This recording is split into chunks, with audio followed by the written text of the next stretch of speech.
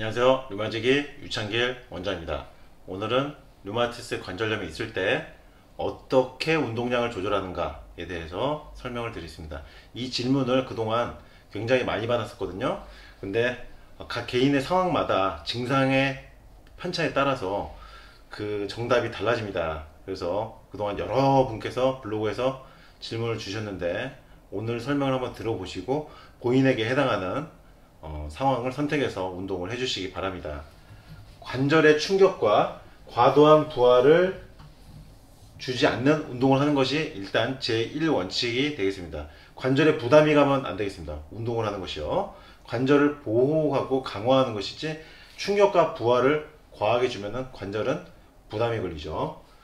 제일 중요한 것은 근력, 관절 주변의 근력, 근육량을 강화를 해줘야 됩니다. 근육의 힘을. 그리고 류마티스 관절 환자분들은 심폐기능이 이제 떨어져 있기 때문에 유산소 능력을 강화, 그러니까 근력, 유산소 두 가지를 강화하는 것에 중점을 두시는 것이 중요하고요. 그리고 간혹 체중이 많이 늘어나신 류마티스 관절염 환자분들이 있는데 이런 분들은 체중을 줄일 수 있는 체중 감소를 목표로 해서 운동을 해주시면은 좀 더 몸 상태가 좋아지고 관절 상태도 좋아집니다.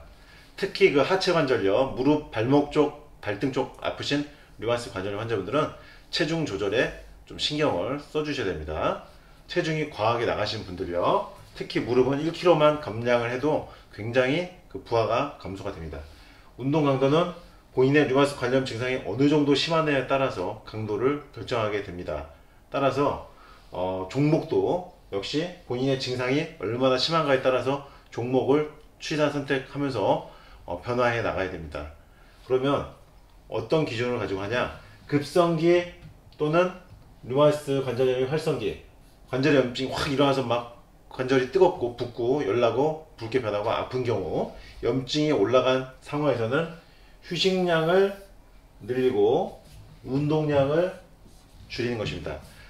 급성기, 류마티스가 발병한 지 얼마 안 됐을 때, 그 다음에 류마티스 관절염이 활성화된 지 얼마 안 된 상황에서는 운동량을 줄이고 휴식을 취해 주는 것이 오히려 관절에는 도움된다. 이때 운동을 하면 아파집니다. 굉장히 아파지고요.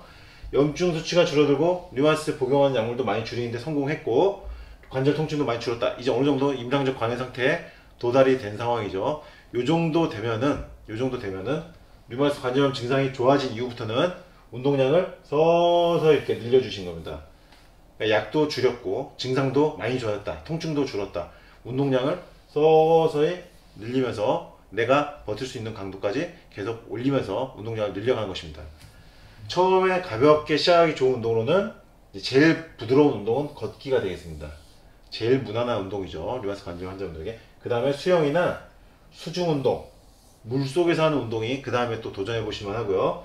여기서 이제 또 한 단계 더 강도를 올리자면 자전거 운동, 실내에서 타는 자전거 운동, 그 다음에 스트레칭, 이 과정을 통해서 운동을 해나가면서 중간에 제가 그동안 말씀드린 무릎 관절의 등척성 운동이라든지 발목이나 손목 스트레칭, 엉덩이 근육 관절 강화 운동 이런 것들을 수시로 해주시면서 운동 종목을 이렇게 변화해 나가면서 조절해 주시면 본인에게 적절한 운동량과 종목을 선택할 수 있을 것입니다. 오늘 말씀드린 큰 원칙들을 기억하시고요. 본인에게 맞는 상황, 본인의 증상에 어떤 운동 강도를 해줄 것인가 생각해 주시면 되겠습니다.